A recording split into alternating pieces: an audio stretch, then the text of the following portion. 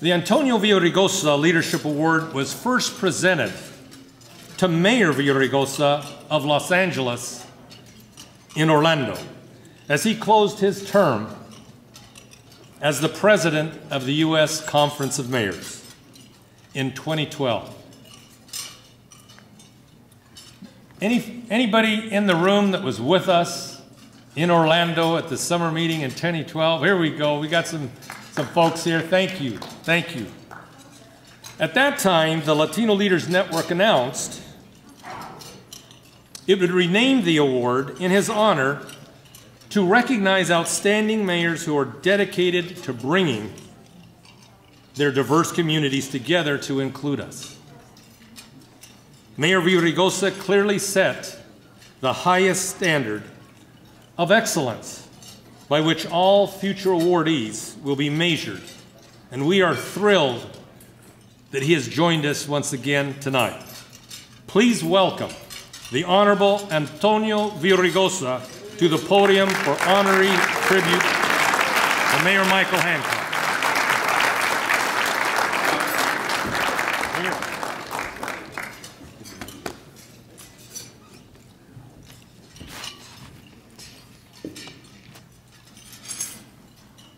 So I want to thank our bishop for starting our evening off with a prayer.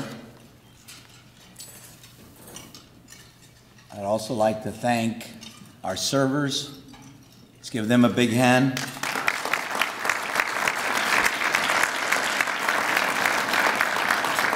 As I often say, I grew up in a home where we had to serve ourselves. So whenever you're served by people who work as hard as these people do, they deserve praise and thanks. Thank you very much.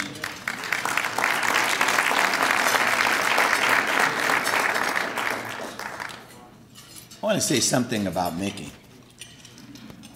Mickey mentioned my birthday and the fact that I'm freaking out a bit about the weather and whether or not I'm going to get home tomorrow to celebrate with friends and family. And I said to my assistant that there wasn't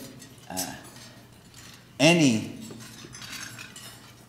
debate, as far as I'm concerned, about whether I would stay, because Mickey is one of those people who's hard to say no to. And he's hard to say no to because Mickey and the whole notion of the Latino Leaders Network has been about honoring, praising, acknowledging our leaders, bringing them together in a way that makes them special. Earlier this morning, we were talking with soon-to-be honoree by the network, how Mickey has a knack for going into a city and uniting all of the people who oftentimes are on the other end of one another, don't particularly work with one another, and many times don't even like each other. But they come together at his instigation because he's always promoted the notion that only through unity, only through collaboration can we move forward. I think it says so much about Mickey Ibarra that we started at Morton's and then Smith and Walensky, and now we're here filling up this grand ballroom because most of us who come, we come to honor the person, the honoree. We also come because we believe in what Mickey is trying to do. When he put together this award, he did it with the notion that we ought to honor people who not only bring people together, but who bring diverse communities together, who unite the many different communities in our cities together. Cities that are often changing demographically almost, before our very eyes. With oftentimes in communities where people are struggling with those changes. And Mickey's always understood that it's to those drum majors for tolerance and understanding that we ought to be acknowledging them. And so I think it's important for us to acknowledge Mickey Ibarra. Let's give him a big hand.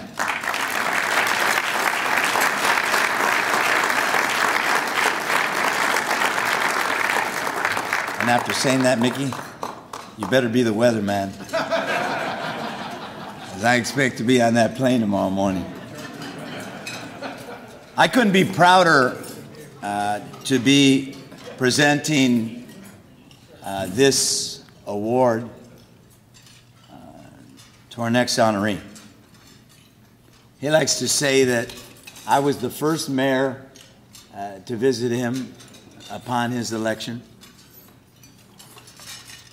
And I went to Denver, frankly, because I watched his campaign from afar. I saw him unite a city. I saw him come from behind, and when I say behind, I mean way, way, way behind, and defeat someone that almost everyone thought would win. And when I began to learn a little bit more about this man, it became crystal clear why he did win.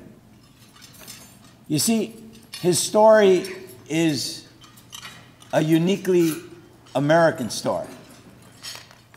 This was a man who grew up in a family of 10, a family who suffered tragedy, lost two of his siblings as a young man, a family who struggled with poverty and even homelessness, a man who would not be deterred, who understood that to whom much was given, and he had that family, to much is expected. He went on to college and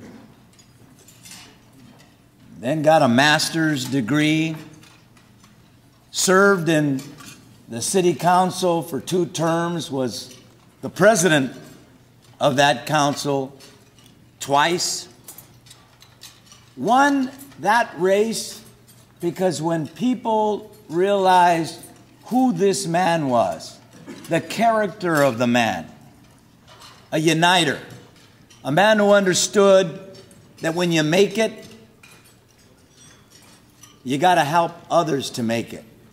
Focused on our schools and opening up those schools and making them more successful and moving more of our kids, and particularly our kids of color who are poor, through those schools.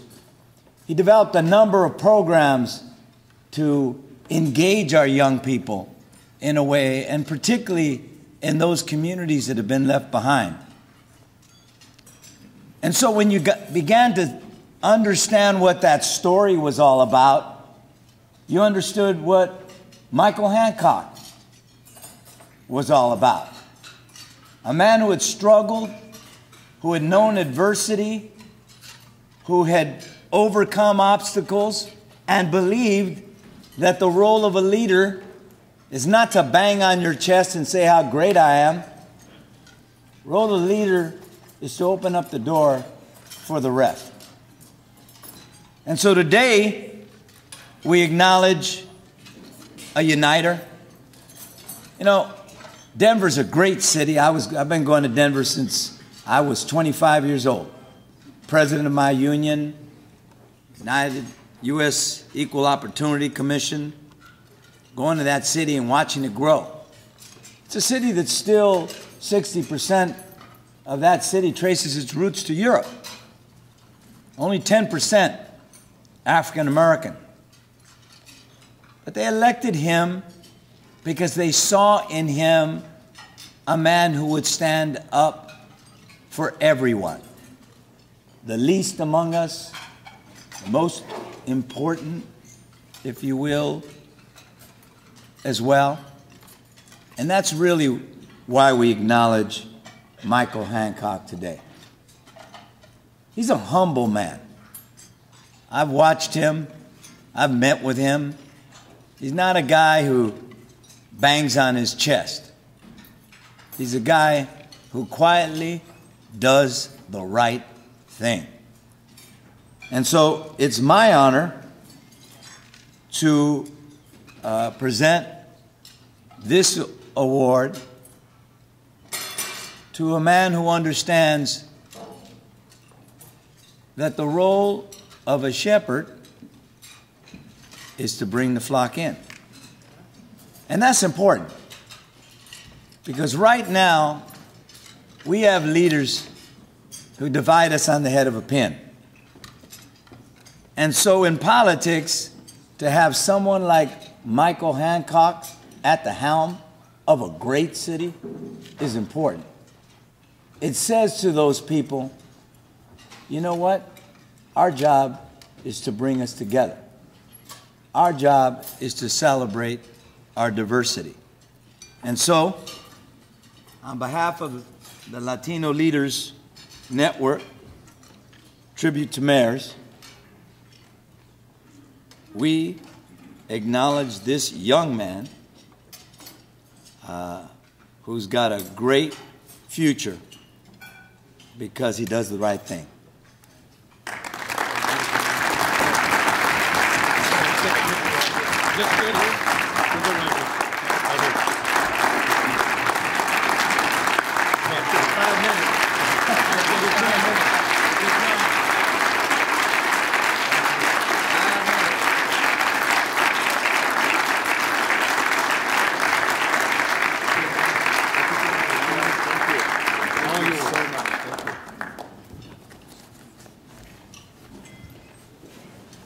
Wow.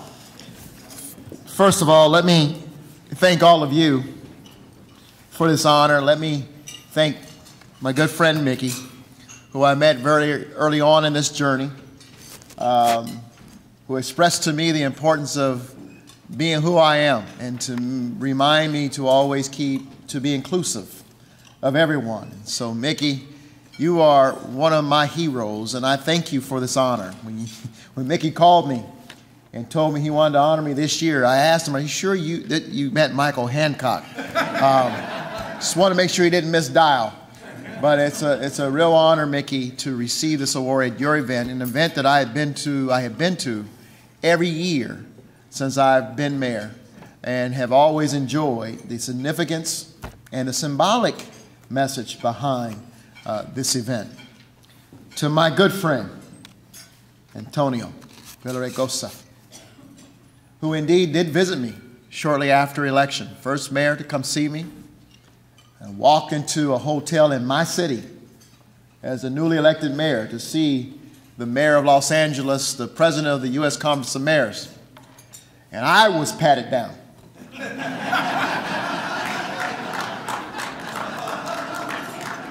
They said, arms up, we're patting you down. My detail was like, what the hell are y'all doing? This is the mayor. And they asked them to put their arms up.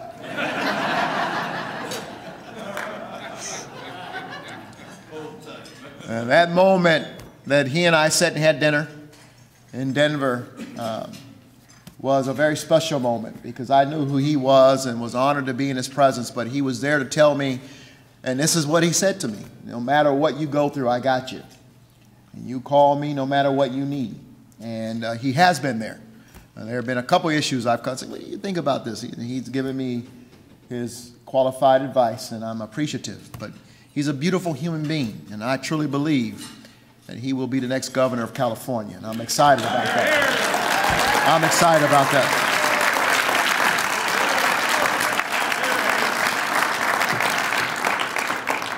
Mayor Webb had to leave, but I want to, in his absence, just acknowledge him and thank him for his tremendous leadership and mentoring as well. You don't get to these posts without many people recognizing you're not too heavy to lift. And whether it was Antonio or Mickey and the Latino Network, Leadership Network, Leaders Network, or Antonio Villaraigosa or Wellington Webb, I've had a lot of people lift me on their shoulders, and I'm grateful for their support and leadership, and I want to thank them for that. I'm in this room with a lot of folks from Colorado. Those of you who are not from Colorado but happen to wear orange ties or wear an orange outfit, thank you. You've encouraged us. Go Broncos, no doubt. We're excited, but I thank you. And Cardinals are here, yes, yes. And the North Carolinians who are here as well, we thank you. But let me acknowledge the folks who are here from my administration who joined me in this journey. First, I want you to know I was proud to appoint this guy who is one of the brightest political minds I know. And he's a member of my team. He became the youngest city attorney in Denver's history when I appointed him. And I tell you, I lean on him as much as I can. He is someone that I'm honored to serve with. He is our city attorney, the chief city attorney of the city and county of Denver, Scott Martinez, over here.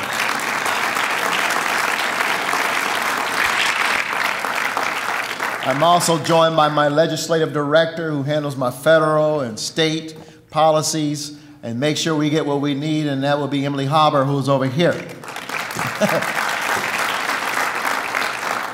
And of course, you got to have that guy who's with you at all times, keeps you out of trouble. Make sure you have gum, mints, Tic Tacs, a napkin for your eyebrows, brow, whatever. But he's also the guy who just simply keeps me in line and makes sure that I am of mayor caliber. He's my executive assistant. He's back there taking pictures. But that would be Barry Birch, who's in the back there.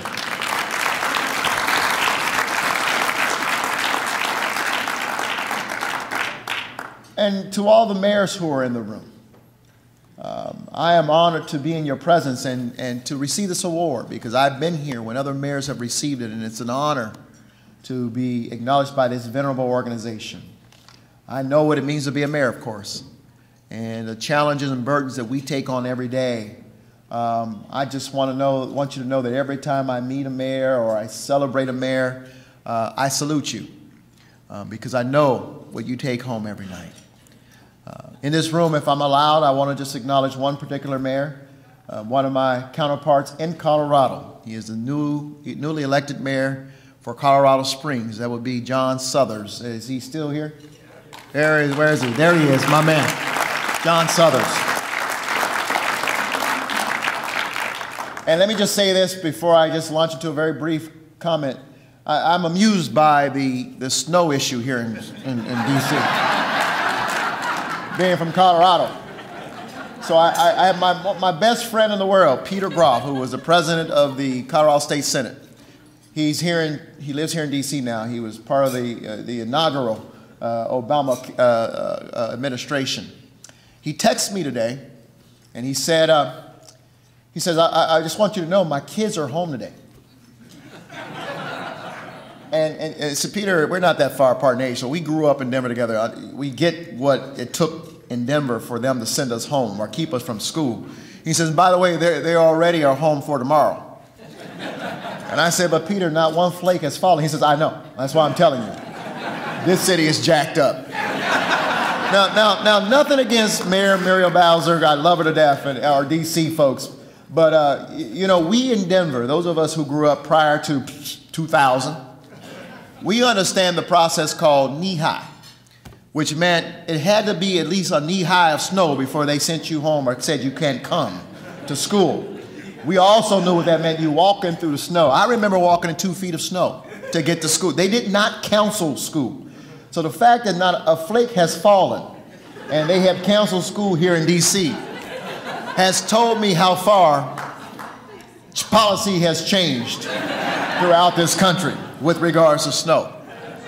But here we are, every one of us are trying to get the hell out of D.C. before one flake has fallen. So let me hasten so folks can go catch their flight. It's not lost on me that on Monday we celebrated the holiday and birthday of Dr. Martin Luther King. Yeah. A man of selfless sacrifice and a man who kept community first, the real essence and power of what makes a great mayor. Selfless sacrifice and community first at all times. I don't know if you know it or not, but Dr. King and Cesar Chavez were good friends, but they never met face to face. They only communicated by telephone. Cesar Chavez, while fasting for his farm workers, received a telegram from Martin Luther King just a few weeks before Dr. King was assassinated. And Dr. King said in his telegraph to his good friend, Cesar Chavez, "As brothers in the fight for equality, I extend a hand of fellowship and goodwill and wish continuing success to you and your members. You and your valiant workers have demonstrated your commitment to righting grievances and wrongs forced upon you and forced upon great people. We are together with you in spirit and in determination that our dreams for a better tomorrow will be realized." Dr. King and Cesar realized that their hopes and dreams for our nation were similar.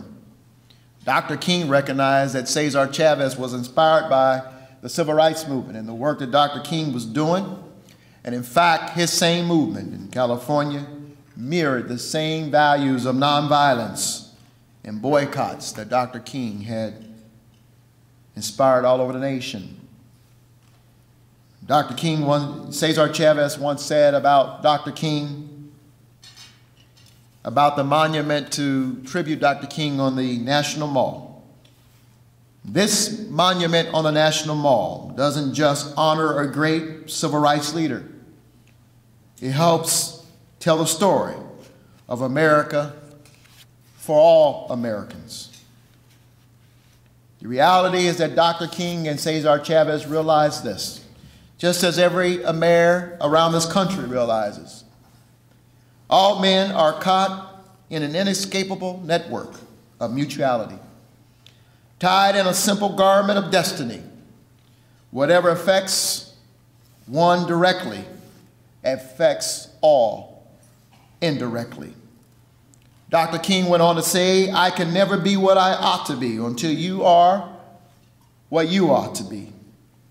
And you can never be what you ought to be until I am what I ought to be."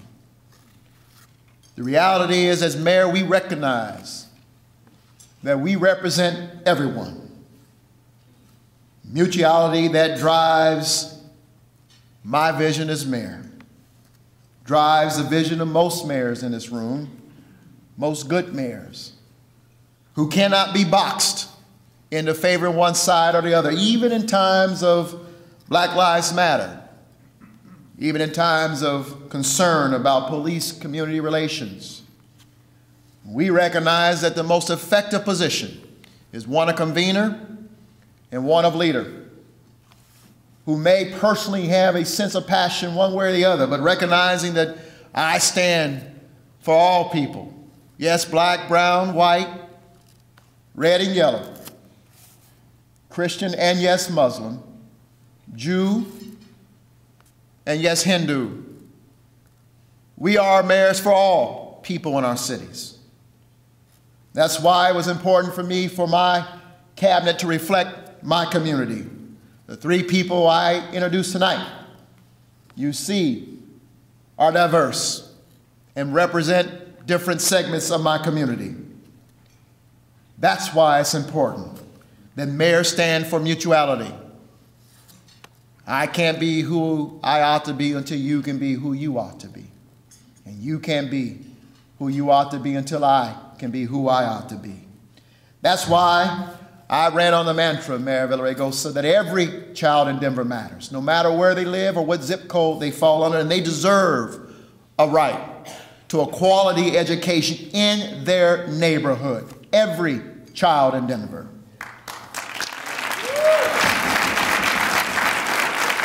They have a right, as Cesar Chavez and Dr. King believe that they have a right to exercise their dreams, to an inalienable right to dream, lead, and to succeed. And that's why I supported pathways to citizenship. Don't believe in breaking up families.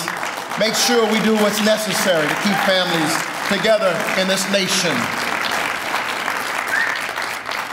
And that's why when it came time for us to review our MWBE policy in Denver, and the diversity study came back, and it has always come back, that we have a deficit, that I extended the ordinance because I was never satisfied with doing the status quo, challenging my team, think deeper, dig deeper, find policies and practices that raise up small businesses, raise up women businesses, raise up minority businesses, and give them an opportunity in our city.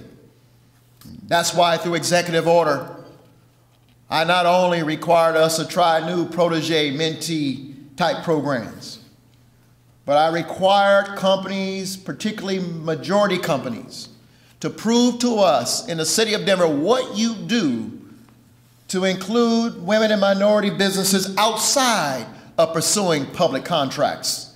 I want to know what you do when you're doing private contracts before you're awarded projects or contracts in the city and county of Denver.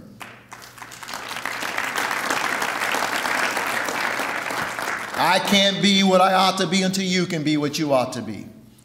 And that's why in this conversation about race and community relations, or police and community relations, I went out about my city, sitting with groups in auditoriums and cafeterias and libraries. I was sitting in public housing, kitchens. I was sitting in the Latino community and the Asian community, GLBT task force and commissions. Wanted to understand the barriers to why we are having such a difficult time, not only in Denver, but throughout this nation. And what people recognize and have said to me very clearly, we are human beings first. Don't call me Latino, call me an American. Don't call me African American, call me an American first. Recognize that there are biases on the law enforcement side, and that there are indeed biases in our community. And until we can address those two biases, we will always be on the teetering, on the brink of teetering toward chaos and violence. Leadership is needed. Well, it's Mayor Villaraigosa, Governor Villaraigosa, Mayor Hancock, Mayor Beater, wherever we are in this nation, as the Mayor Landrieu said yesterday, run to the fire and lead, mayors, lead. Indeed, we're the only ones who can on this issue.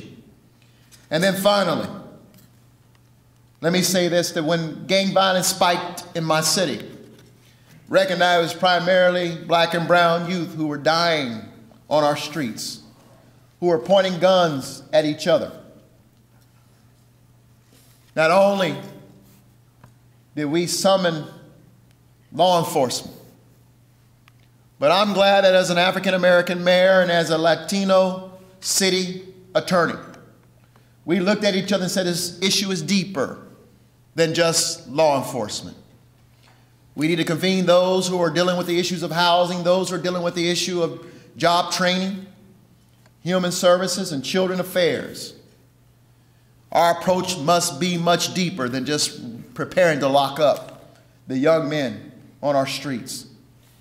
That's why it's important that we're willing to elect mayors who reflect members of the community, who not only look like them, but carry the values of the community, of a diverse community. And that's why inclusiveness is so important. Those who recognize, I can't be who I ought to be until you can be who you ought to be, who understand the theories and values of mutuality. And so tonight, as we prepare in this nation to address the issues of who the next president of the United States will be.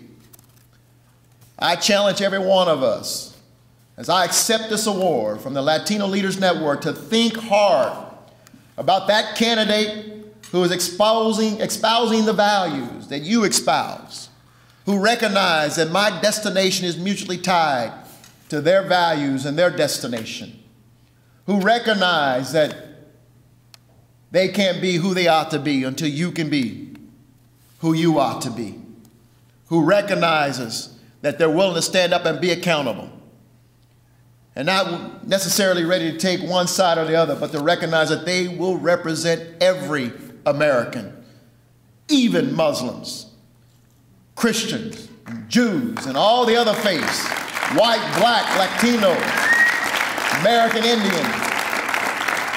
We've come too far from where we started, and we're too far from where we're going, too close to where we're going, to allow some idiot to turn us back now.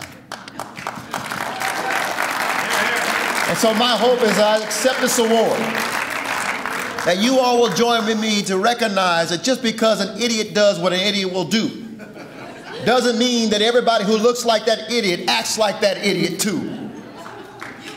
And so I want to close on this. And I got to recognize that in this room is the HUD administrator from Colorado, Rick Garcia, who flew all the way for this dinner, all the way to D.C. for this dinner. And I want to thank you, Rick. And Rick and I served on city council together. And he'll understand when I say this. On behalf of the 11,000 city employees of Denver and the 670,000 people we serve every day, this award I accept on their behalf, because without them, I would not be standing here. And without the sacrifices and the blood that was shed for me to arrive at this occasion, to be judged by the content of my character, not by the color of my skin, the work of Cesar Chavez and the work of Reverend Dr. Martin Luther King Jr. and all of their contemporaries who paid the price for me to be here, I can accept the award, named after Antonio Federico. Thank you.